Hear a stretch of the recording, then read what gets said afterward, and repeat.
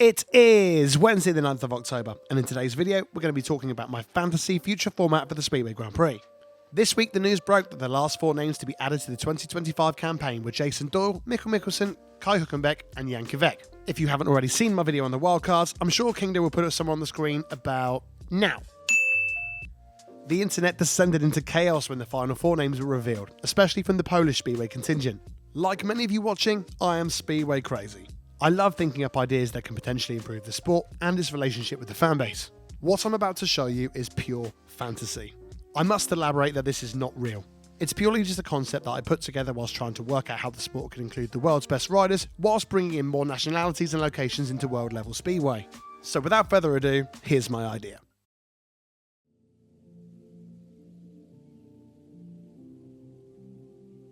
The backbone of my idea would be to change the current GP format into 2 sections and increase the number of riders to 20.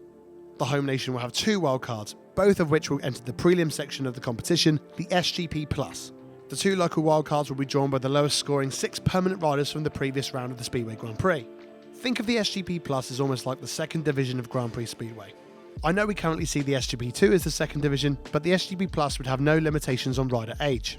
The prelim section would be held over 8 to 10 races, where the 2 local wildcards and the lowest scoring 6 riders from the previous event would battle out for the top 4 places in the SGP+ and qualification into the main event. The bottom 4 scoring competitors in the SGP+ would be awarded 20th, 19th, 18th and 17th place of the event, scoring 0, 1, 2 and 3 points respectively. After the prelims we can have some track maintenance and even some sort of entertainment between the SGP+ and the main event. The main event would be unchanged from the current format. We would just be adding 8 to 10 races for the fringe level world riders to have the opportunity to test their ability against the lower level global competitors. The format I've suggested adds an extra 3 riders to the full-time campaign. For this example, I've used Madsen, Janowski and Dudek. Straight away this increases the popularity with the Poles and the Danes before we've even turned a wheel. It also gives 2 local riders an opportunity to shine on the world stage. The only negative I can take from this is that it's more likely for the home country hero to miss out on a place in the main event. But I do think it would be better for the less experienced wildcards to go up against the slightly more out-of-form campaigners before being thrown in the deep end with the likes of Zmarzlik, Lambert and Lindgren. The 6 lowest scoring permanent riders from each GP will start the following round in the SGP+ with the 2 local wildcards. With more riders in the series, there will naturally be more crashes and absences. This will give the series reserve riders a much higher chance of being elevated in the SGP+, or maybe even the SGP. That reserve rider must start in the SGP+.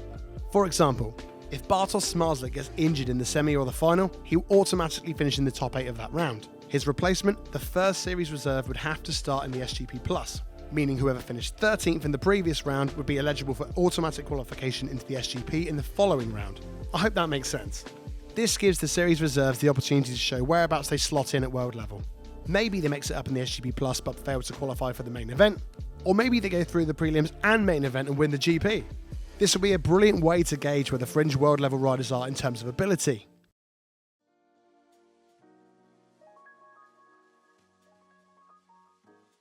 The other change I would bring in would be for Grand Prix riders to have a publicly displayed average. If you're not familiar with averages, it's a big part of league racing here in the UK.